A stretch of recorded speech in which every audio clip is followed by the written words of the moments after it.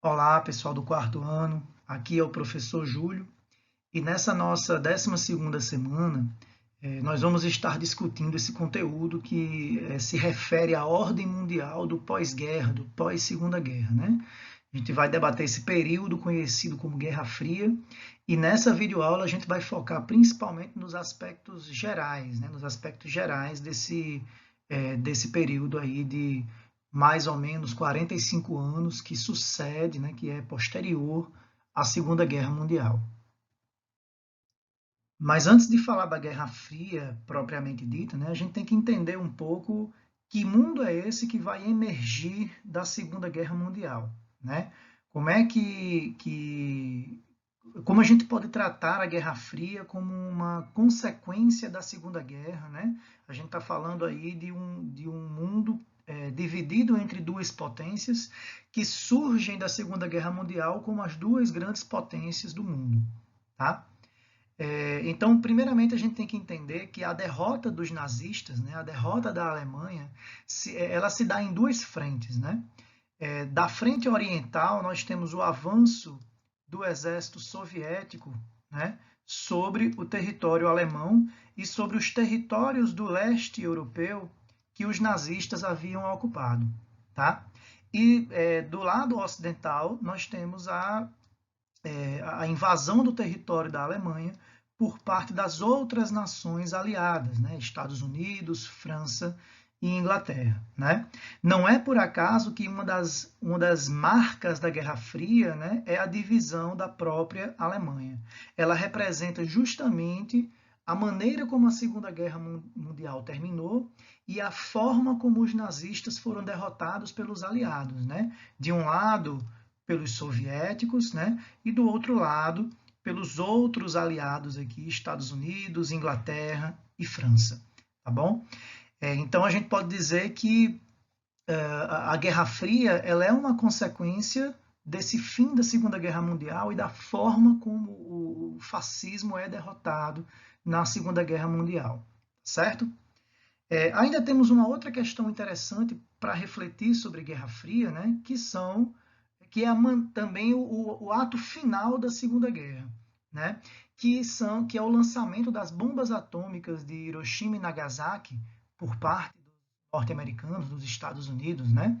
E a gente pode fazer o seguinte questionamento: será que o lançamento das bombas de Hiroshima e Nagasaki se configuram como o último ato da Segunda Guerra Mundial ou como o primeiro ato da Guerra Fria? Tá? Por que essa pergunta é pertinente? Né? Porque nesse contexto, lá em agosto de 1945, a rendição dos japoneses já era uma questão de tempo. Né? E os Estados Unidos resolvem utilizar, né, a partir de todo um conjunto de pesquisas que eles vinham fazendo, né, desde o início da década de 40, eles resolvem utilizar, né, a arma mais potente que eles tinham no seu arsenal, que eram as bombas atômicas, né, que era a bomba atômica. Né? E os norte-americanos lançam duas bombas atômicas contra duas cidades japonesas, né, Hiroshima e Nagasaki, o que leva à rendição incondicional do Japão na Segunda Guerra. Alguns historiadores que analisam esse contexto de fim da Segunda Guerra Mundial apontam que o lançamento das bombas atômicas seria muito mais um ato que se configurou como uma demonstração de poder diante da União Soviética, né, do que um ato para finalizar a Segunda Guerra em si. Né? Nesse contexto, a gente tem que a União Soviética e os Estados Unidos, né, já emergiam aí como as duas nações mais poderosas do planeta. É esse o cenário que está se desenhando no fim da Segunda Guerra Mundial. Então, faz sentido entender o lançamento das bombas atômicas de Hiroshima e Nagasaki como uma demonstração de poder dos Estados Unidos diante do seu inimigo de amanhã, né? Já que a aliança entre União Soviética e Estados Unidos ela foi casual e ela esteve ligada ao contexto de combate ao fascismo. Né? Vamos dizer assim, derrotado esse inimigo, né, os fascistas, surge agora para os Estados Unidos um novo inimigo, que seriam os soviéticos, que seria o bloco socialista socialista, né, os países que representavam o comunismo, né? Então a gente tem que esse mundo que emerge da Segunda Guerra é um mundo bipolarizado, é um mundo dividido entre o oeste capitalista e o leste socialista, tá certo?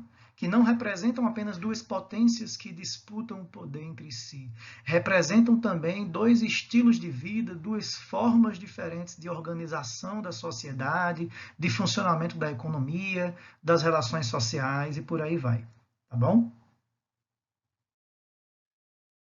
Então, gente, tratando das características desse período conhecido como Guerra Fria, né, nós temos aí que a primeira dessas características é a bipolarização do mundo, né? Então, a gente vai ter o mundo dividido em áreas de influência, né? Em áreas de influência dos Estados Unidos, representando o sistema capitalista, e áreas de influência da União Soviética, representando o modelo socialista. Tá? E a Europa ela vai ser o grande símbolo dessa bipolarização do mundo. Né? A gente tem aqui a União Soviética, né? O leste europeu, que havia sido dominado pelos nazistas, né? E, entre aspas, libertado pelos soviéticos no fim da Segunda Guerra Mundial, né? Mas vieram a se tornar áreas de influência da União Soviética, os chamados estados satélites. Né? Com exceção aqui da Iugoslávia e da Albânia, que apesar de serem países socialistas, conseguiram manter a sua independência com relação a Moscou, com relação à União Soviética. Isso se deve ao fato de que a libertação desses territórios com relação aos nazistas se deu por movimentos antifascistas locais e não por uma interferência direta do Exército Vermelho, do Exército Soviético. Né? Então a gente vai ter na Europa o estabelecimento, né, daquilo que nós chamamos de cortina de ferro, né? Que seria essa linha imaginária, né? Que divide o bloco socialista, o leste europeu, a área de influência da União Soviética, e o bloco capitalista, né? A área de influência do sistema capitalista e, portanto, dos Estados Unidos, tá certo? E esse cenário de bipolarização não vai ficar restrito à Europa, ele vai se espalhar pelo mundo. Né? Então é assim que vai ficar, né, nos primeiros anos da Guerra Fria, esse cenário mundial.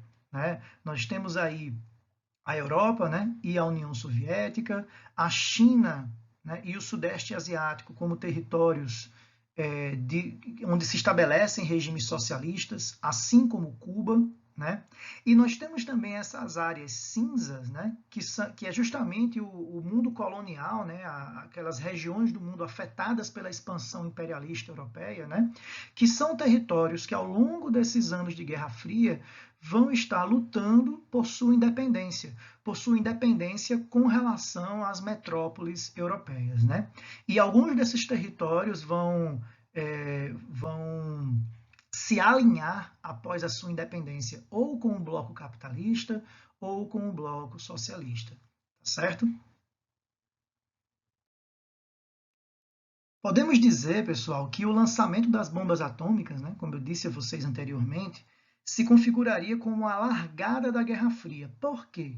Porque o lançamento das bombas atômicas se configuram como uma largada de uma corrida armamentista. Né? As duas nações passam a cada uma, né, as duas potências que emergem da Segunda Guerra Mundial, passam a investir de forma cada vez mais pesada no desenvolvimento de novas tecnologias bélicas, né? De novos armamentos, principalmente de novas bombas, né? Que teriam um potencial destrutivo cada vez maior. Tá certo? E essa corrida armamentista, ela também se expressa numa corrida espacial, né? No desenvolvimento de tecnologias não apenas bélicas, mas que também pudessem ser aplicadas na conquista do espaço. Né? E essa corrida espacial também servia como uma forma de propaganda dos dois regimes, né? Tanto do regime socialista como do regime capitalista, né, como do modelo capitalista. E nós temos aqui, né, três atos relacionados a essa corrida espacial. Né? O primeiro deles se refere à União Soviética, se dá no ano de 1957, quando a cadela Laika se torna o primeiro ser vivo, né, a orbitar em torno da Terra, né, estando dentro aí do satélite Sputnik. Né? Ainda relacionada às ações dos soviéticos na corrida espacial, nós temos em 1961, né, o soviético Yuri Gagarin, né, como sendo o primeiro ser humano a ir para o espaço, tá certo? O primeiro homem a ir para o espaço. Né? E em 1969, talvez o acontecimento mais conhecido da Guerra Fria, principalmente no mundo ocidental, né, o mundo sob influência dos Estados Unidos, a gente tem que os tripulantes da nave Apollo 11, né, uma nave norte-americana, chegam até a Lua. Né? E aí os Estados Unidos meio que se declaram, né, e se colocam como os vencedores dessa corrida espacial no ano de 69. Né? O ato de fincar a bandeira estadunidense lá na Lua tem esse sentido, né? Tem esse sentido de se declarar como vencedores, como aqueles que conseguiram o maior avanço em termos de desenvolvimento de tecnologia espacial. Né? Nesse cenário de corrida armamentista, de corrida espacial, né, se intensificou muito a ação das agências de espionagem. Né? Do lado dos Estados Unidos, a gente tem a CIA, né, representando isso, e do lado da União Soviética, a gente tem a KGB. Né? Então, a espionagem foi utilizada como estratégia dos governos, né, dos dois países para conseguir informações privilegiadas sobre as tecnologias desenvolvidas pelo inimigo, né? Eventualmente até conseguir roubar essas tecnologias e aplicar em seu próprio território e por aí vai, tá certo? E essa atuação de espiões, né, de agências de espionagem, ela apareceu inclusive no cinema, né?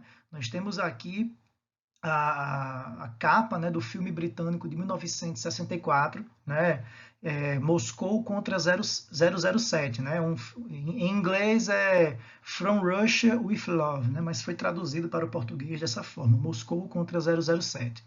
É interessante porque esse filme, que é estrelado aí por Sean Connery, né, esse ator que interpreta o James Bond, né? Nesse filme a gente tem todo um conjunto de representações sobre o que seria o Ocidente capitalista e o que seria o leste socialista. Né? Então, os russos, os soviéticos, são representados como grotescos, como brutamontes, como atrasados, né? Ao passo que o James Bond, que representaria o Ocidente capitalista, né? Ele é galanteador, né? Ele faz muito sucesso com as mulheres, ele usa as tecnologias mais avançadas, né? Então, o Ocidente é isso, ele é moderno, né? Ele é civilizado, ao passo que o leste socialista é atrasado, é bárbaro, tá certo?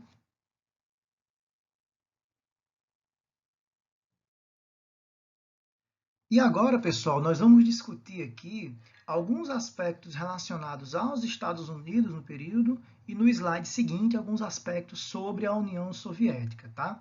Então, com relação aos Estados Unidos, né, nós temos que o primeiro presidente americano aí, o Harry Truman, que vem no contexto da Segunda Guerra, da Guerra Fria, né, pós Segunda Guerra Mundial, ele vai adotar aquilo que ficou conhecido como doutrina Truman, né, que é o combate ao comunismo em escala global. A partir de uma doutrina que os norte-americanos vão chamar de doutrina de segurança nacional, os Estados Unidos vão outorgar a si o direito e o dever, né, de combater o comunismo em qualquer lugar do mundo. Isso vai se expressar em acontecimentos como a Guerra do Vietnã, como as ditaduras da América Latina, que tem como base a aplicação dessa doutrina de segurança nacional, tá certo? Um outro aspecto importante que para os Estados Unidos representava um passo interessante e importante para esse combate ao comunismo foi o chamado Plano Marshall, né? Que recebeu esse nome em função do secretário de Estado norte-americano George Marshall, né? Que era um plano de recuperação econômica da Europa. Uma recuperação econômica que se daria através de empréstimos e de investimentos norte-americanos. Né? É justamente a forma que o governo dos Estados Unidos encontrou para impedir a propagação de ideias socialistas no ocidente europeu, no oeste europeu, né? Para evitar que a Europa se tornasse um grande bloco socialista. Tá? Então, esses investimentos, né, do Plano Marshall, eles possibilitaram, por exemplo, o chamado estado de bem-estar social em países europeus, né? O investimento em serviços públicos de qualidade, a melhoria da qualidade de vida e do padrão de consumo da classe trabalhadora, justamente para evitar que essa classe trabalhadora se encantasse e aderisse, né, a ideias socialistas. Tá? Aqui nós temos, inclusive, o logotipo, né, do Plano Marshall, certo? E só para pontuar, né, gente, que nesse contexto a gente tem que a Europa, né, a Europa como um todo, ela vivia as consequências ainda da Segunda Guerra Mundial. Então, o Plano Marshall ele se refere a esse plano de recuperação econômica da Europa, né, financiado, tutelado e conduzido pelos Estados Unidos. Tá bom? A gente tem também, né, a criação da OTAN, a Organização do Tratado do Atlântico Norte, em 1949, né, que era uma aliança militar envolvendo os Estados Unidos e esses países capitalistas da Europa. Então, se a diplomacia do dólar, né, dos investimentos feitos pelo governo americano não resolvesse, né, as tropas da OTAN poderiam resolver, reprimindo territórios, né, e atuando em territórios onde houvesse ameaças comunistas. Tá bom? Do ponto de vista interno, a gente tem o desenvolvimento do chamado macartismo, né, desenvolvido a partir das ações de um senador chamado Joseph McCarthy, né, daí vem o nome macartismo. Na prática, foi uma política de caça às bruxas, né, artistas, intelectuais de esquerda, né, ou associados às ideias de esquerda, vão ser perseguidos, investigados e perseguidos pelo governo norte-americano, né? Então aí a gente vai ter uma verdadeira caça às bruxas, como coloquei aí, né, em que diretores de cinema, atores, professores, né, vão ser perseguidos, vão ser investigados, vão sofrer sanções, duras sanções, né, em função de uma suposta vinculação com o comunismo, né? O macartismo ele também se dava através de uma propaganda anticomunista muito forte, como a gente vê aqui nesse cartaz, né, em que aparece: este é o amanhã, a América sob o comunismo, né, e um cenário apocalíptico, né, de destruição associado ao comunismo, né?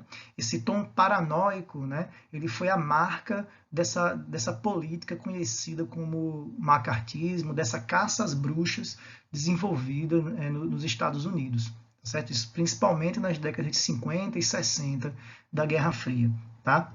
E nessa outra imagem, né, que é a capa de uma revista americana, né, tem aqui a pergunta, né, as faculdades devem contratar professores vermelhos, né, numa ideia de que as faculdades deveriam tomar cuidado com a ideologia, né, com o espectro político, né, ao qual pertencesse o professor.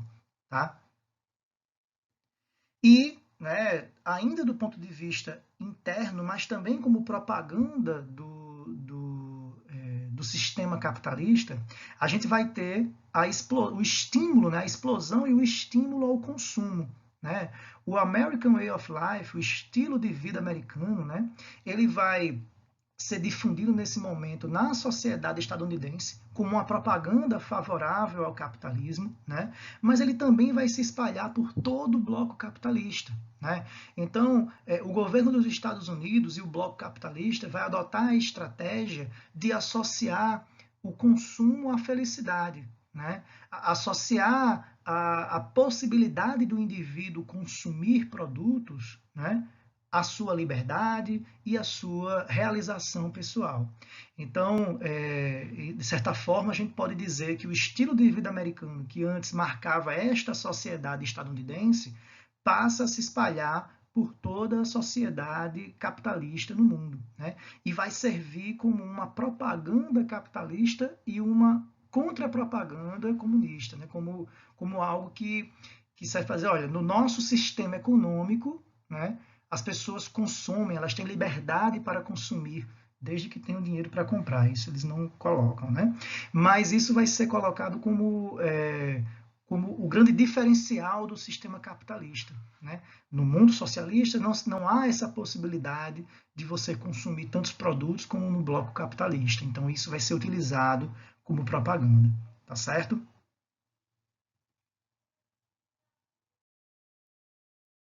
Do lado da União Soviética, gente, né, o que é que a gente pode colocar aqui como características do período e como ações também da União Soviética nesse contexto? Primeiro, a conquista do leste europeu, né? Como eu afirmei antes, a gente vai ter que esses territórios que haviam sido invadidos pelos nazistas, né, que foram tomados pela União Soviética no fim da Segunda Guerra Mundial, se configuraram como parte da União Soviética, como os chamados estados satélites, né, que ficavam em torno da própria Rússia, né, da própria União Soviética.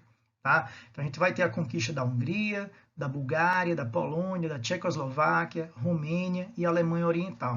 Então essa conquista do leste europeu e a formação desse bloco socialista no leste europeu é uma consequência da Segunda Guerra Mundial. E a gente tem aí a configuração, né, daquilo que ficou conhecido como a cortina de ferro. Tá? Além disso, né, do lado soviético, a gente vai ter a criação do Conselho para Assistência Econômica Mútua, em 49, que é um plano de auxílio econômico que vinculava a União Soviética e os países do bloco socialista, do bloco soviético na Europa. Tá? Então, aí o que a gente tem é justamente um equivalente do Plano Marshall, só que do lado soviético. Tá certo? E também, como agora um equivalente da OTAN, né, o que a OTAN representava para o bloco capitalista, o Pacto de Varsóvia representava para o bloco socialista. Né? O Pacto de Varsóvia era uma aliança militar, né, da União Soviética com os países do leste europeu, a fim de impedir o avanço do capitalismo sobre esses territórios do leste europeu. Tá? Aqui temos, inclusive, né, o emblema do Pacto de Varsóvia. Tá bom? Também, né, do lado soviético, nós também temos uma política de caça às bruxas. Né? A gente vai ter a perseguição e a repressão aos opositores do regime soviético. Muitas vezes, esses opositores do regime soviético, em sua grande maioria, inclusive, eles nem eram defensores do capitalismo, eram simplesmente opositores do governo soviético, né? E principalmente nos governos aí de Stalin e de Nikita Khrushchev, né, a gente vai ter a prisão, né, e também a perseguição contra essas pessoas, tá certo?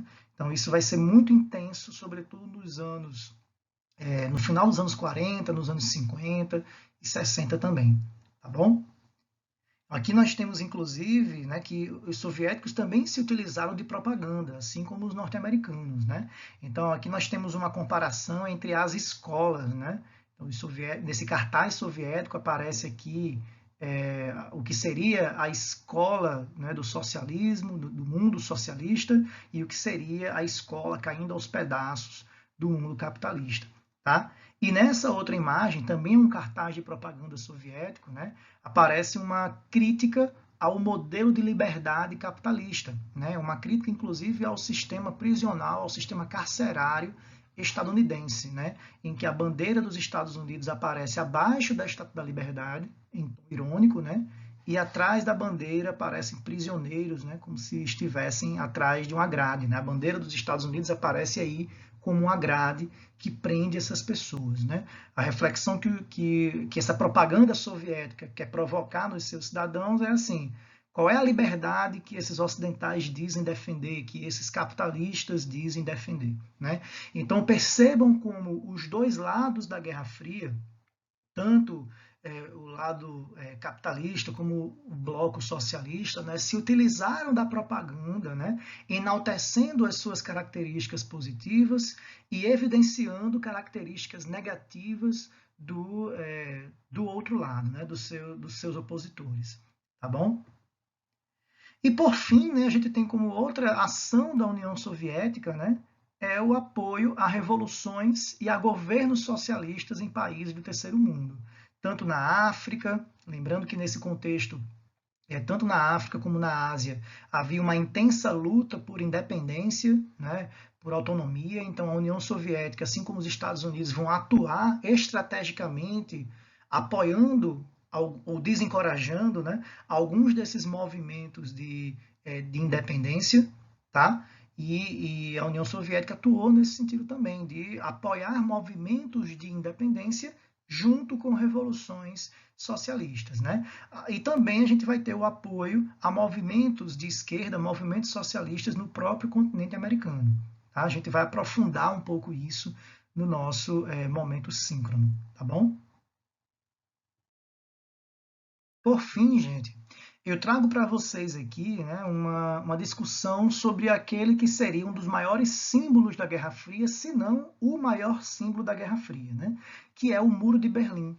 O Muro de Berlim que foi construído, né, pelo governo da Alemanha Oriental em 1961, lembrando que a Alemanha Oriental era a parte socialista, né, da Alemanha, uma área sob influência soviética, né?